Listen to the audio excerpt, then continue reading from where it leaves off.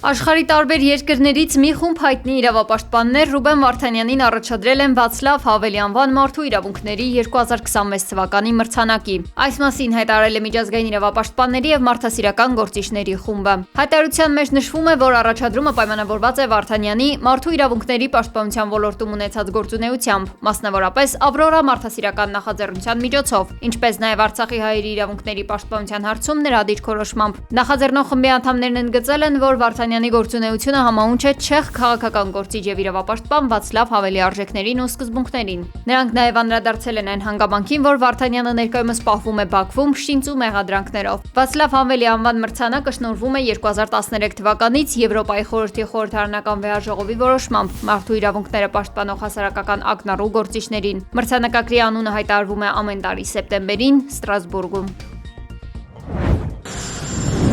Իրանը հուսահատված ուզում է համաձայնագիր կնքել, բայց հետո ուղարկում է փաստաթղթեր, որոնք ոչ մի կապ չունեն այն ամենի հետ, ինչի շուրջ համաձայնության ենք եկել, հայտարարել է ԱՄՆ նախագահ Դոնալդ Թրամփը։ Ավելի վաղ նա Իրանին կոչ էր արել արագ գործել, ծանր հետևանքների սպառնալիքով։ Դա տեղի էր ունեցել, երբ իրանական լրատվամիջոցները հայտնել էին, որ ԱՄՆ-ն որևէ զիջման չի գնացել։ Իրանի արտգործնախարարության խոսնակ Իսմայել Բաղային հայտնել է, որ բանակցությունների գործընթացը շարունակվում է Պակիստանի միջոցով։ Իրանում ուրանի հարստացման իրավունքը ճանաչվել է միջուկային զենքի չտարածման մասին համաձայնագրի հիման վրա և անհրաժեշտություն չկա, որ ուրիշները ճանաչեն այս իրավունքը երկրի համար։ Իրանում ավտոբուսի վթարի հետևանքով 8 մարդ զոհվել է, 15-ը վիրավորվել։ Ավտոբուսը շրջվել է Բուշեր նահանգի Ասալուե կանգան մայրուղում, հայտնել է Իրանի Կարմիր մահիկը։ Վիրավորներից 4-ի վիճակը ծայրահեղ ծանր է։ Վթարի մանրամասները դեռևս հայտնի չեն, սակայն նախնական տվյալներով պատճառը եղել է ավտոբուսի անսարքությունը։ Վարորդը կորցրել է կառավարումն ու կողաշրջվել։ ԱՄՆ ֆինանսների նախարար Սքոթ Բեսենտը հայտարարել է, որ մեծյոթնյակի ֆինանսների նախարարների հանդիպմանը կոչ է անելու անդամ երկրներին խստորեն հետևել Իրանի դեմ պատժամիջոցների ռեժիմին։ G7 երկրների ներկայացուցիչները Ֆրանսիայի մայրաքաղաքում քննարկելու են Իրանի դեմ պատերազմի պատճառով Մերձավոր Արևելքում ստեղծված իրավիճակը։ Ավելի վաղ Գերմանիայի ֆինանսների նախարարը նշել էր, որ եվրոպացիների ուղին հստակ է։ Իրենք հենվում են ոչ թե առճակատման, այլ համագործակցության վրա։ Գերմանացի նախարարի խոսքով վերջին ճգնաժամը ցույց է տվել, որ Գերմանիան և ամբողջ Եվրոպան պետք է ավելի անկախ և դիմացկուն դառնան, հատկապես հումքի, էներգիայի և մատակարարման շղթաների ոլորտներում։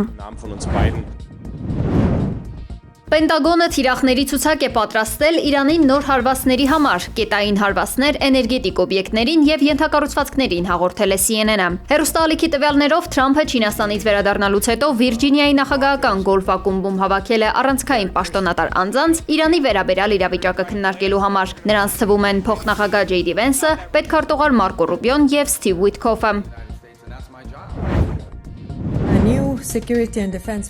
Եվրամիության դիվանագիտության ղեկավար Կայա Կալասը բացառել է իր թեկնածությունը Մոսկվայի հետ բանակցողի դերում, քանի որ նրա հակառուսական դիրքորոշումը կարող է հանգեցնել Ռուսաստանի նախագահ Վլադիմիր Պուտինի մերժմանը, գրել է Պոլիտիկոն։ Բրյուսելում շարունակում են քննարկել Ռուսաստանի հետ բանակցողի դերի հնարավոր թեկնածուներին։ Նրանց թվում է Գերմանիայի նախկին կանցլեր Անգելա Մերկելը, ում շատ եվրոպացիներ համարում են անհամապատասխան անցյալի ձախողումների պատճառով։ Դիտարկվում է նաև Ֆինլանդիայի նախագահ Ալեքսանդր Ստուբի թեկնածությունը, սակայն նրա մասնակցությունը ՆԱՏՕ-ին կարող է նվազեցնել վերջինիս գրավչությունը Մոսկվայի համար։ Եվս մեկ թեկնածու է Իտալիայի նախկին վարչապետ Մարիո Դրագին, որին հարգում են Եվրոպայում և համարվում է չեզոք գործիչ, սակայն առայժմ նա բանակցություններին մասնակցելու ցանկություն չի հայտնել։ Սանկտ Պետերբուրգում լիկվիդացվել է ուկրաինական զանգերի կենտրոն, որի միջոցով օրական կատարվել է շուրջ 9000 զանգ, հայտնել է Ռուսաստանի քննչական կոմիտեն։ 17 և 18 տարեկան երկու երիտասարդ են աշխատել համակարգողների ղեկավարությամբ Տելեգրամի միջոցով։ Նրանք անհրաժեշտ սարքավորումները ստացել են սուրհանդակների միջոցով և տեղադրել վարձակալված բնակարաններում։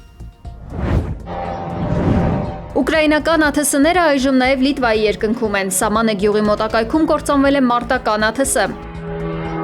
Ինչպես հայտնել են երկրի ճգնաժամերի կառավարման ազգային կենտրոնից, սարքը վթարի է ենթարկվել դաշտամիջյան հատվածում։ Բեկորները հայտնաբերվել են 3 երեկոյան Բելարուսի եւ Լատվիայի հետ սահմանից ոչ հեռու։ Այս ամենին զուգահեռ մայիսի 17-ին Ուկրաինայի զինված ուժերը իրականացրել են տարեսկզբից ի վեր ամենազանգվածային հարձակումը։ Ռուսաստանի հակաօդային պաշտպանության ուժերը 1 օրում խոցել են ավելի քան 1000 ուկրաինական դրոն։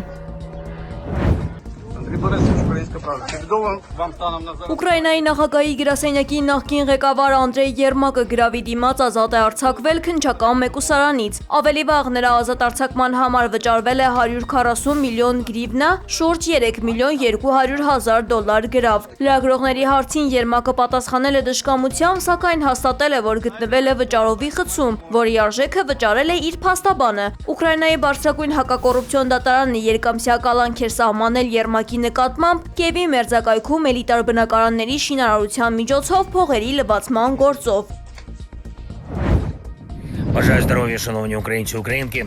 Լատվիայում անօթաչուների կործանման ֆոնին Ուկրաինայի նախագահ Վլադիմիր Զելենսկին հայտարարել է, թե այսօր իրենք շատ լայնածավալ գործողություններ են իրականացնում Մոսկվայի դեմ։ Մեջբերում պատերազմը ինչպես եւ սպասվում էր վերադառնում է իր հայրենի հանգրվան եւ սա հստակ ազդանշան է, որ պետք է Ուկրաինայի հետ գործ չունենալ, չխառնվել նրա գործերին։ Մեջբերման ավարտը։ 3 Մոսկվայի մարզում ուկրաինական հարվածների հետևանքով զոհվել էր 4, վիրավորվել 13 մարդ, այդ թվում օտարերկրացի։ Չնայած արդեն սպասվում էր, որ ռուս-ուկրաինական հակամարտությունը կմոտենա իր ավարտին, Ուկրաինայի ղեկավարությունը նոր թափով է գործի անցել։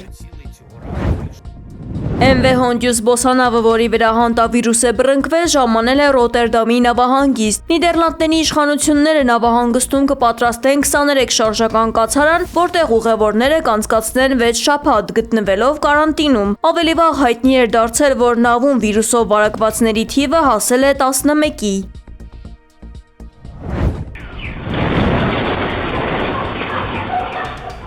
Հզոր երկրաշարժ է գրանցվել Չինաստանի Գուանսիչ Ժուանի ինքնավար շրջանում։ Էպիկենտրոնում երկրաշարժի ուժգնությունը կազմել է 5.2 մագնիտուդ։ Նախնական տեղեկություններով կա 2 զոհ, ևս մեկը համարվում է անհետ կորած։ Աղետի գոտուց տարհանվել է ավելի քան 7000 մարդ։ Իշխանությունները բնակիչներին հորդորել են դեռևս չվերադառնալ իրենց տներ եւ պատսպարվել հնարավորինս անվտանգ վայրերում, քանի որ կա հետցնցման վտանգ։